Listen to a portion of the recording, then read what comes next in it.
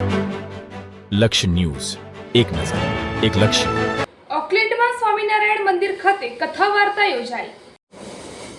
ન્યૂઝીલેન્ડના ઓકલેન્ડમાં આવેલા પાપા toy toy વિસ્તારમાં આવેલા સ્વામિનારાયણ મંદિર ખાતે ખાસ અમદાવાદના કાલુપુર સ્વામિનારાયણ મંદિરના શાસ્ત્રી શ્રી જ્ઞાનપ્રકાશ સ્વામીએ પોતાની અમૃતવાણીમાં જીવન જીવવાની અને પ્રભુ ભક્તિ અંગે માર્ગદર્શન આપેલ. ઓકલેન્ડમાં આવેલ પાપા ટોય ટોય વિસ્તારમાં આવેલ સ્વામિનારાયણ મંદિર, જે ભવ્ય દ્વારો, કોતરણી અને ભારત સહિત વિશ્વભરમાં મંદિરો છે તેવું જ મંદિરનું નિર્માણ 2003માં પરમ પૂજ્ય આચાર્ય તેજેન્દ્ર પ્રસાદ મહારાજ કાલુપુર સ્વામિનારાયણ મંદિરના વરદ હસ્તે ખુલ્લું મૂકવામાં આવ્યું હતું.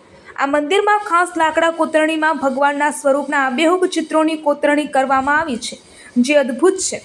આ સ્વામિનારાયણ મંદિર ખાતે દર ગુરુવારે સિનિયર સિટીઝનો માટે વાર્તા, કથા અને સત્સંગ યોજાય છે અને વડીલો દ્વારા પૂજા અર્ચના અને મહાઆરતી કરવામાં આવે છે અને સિનિયર સિટીઝનો માટે મેડિકલ કેમ્પનું પણ આયોજન કરવામાં આવે છે.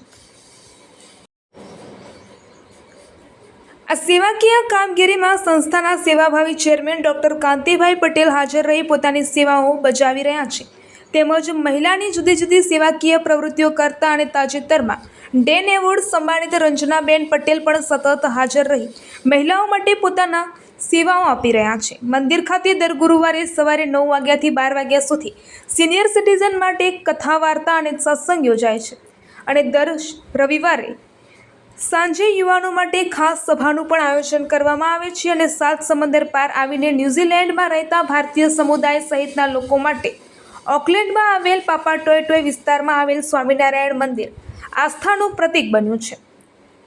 જય સ્વામિનારાયણ. મારું નામ તુષારભાઈ શાસ્ત્રી અને આપણું આ સ્વામિનારાયણ મંદિર ઓકલેન્ડ પાપા ટોયમાં છે. બહુ ભવ્ય મંદિર છે અને આપણા મંદિરમાં દર ગુરુવારે સિનિયર સિટીઝન માટે સભાનું આયોજન કરવામાં આવે છે અને એ સભામાં ખાસ લાભ દેવા માટે થઈને પૂજ્ય સ્વામીજી અમદાવાદથી પધાર્યા છે. જ્ઞાનજીવન સ્વામીજી છે અને વિશાળ સંખ્યામાં અહીંયા બધા હરિભક્તો આવી અને કથા વાર્તાનો લાભ લેતા હોય છે. ત્યારબાદ પ્રસાદનું પણ આપણે ત્યાં આયોજન કરવામાં આવે છે.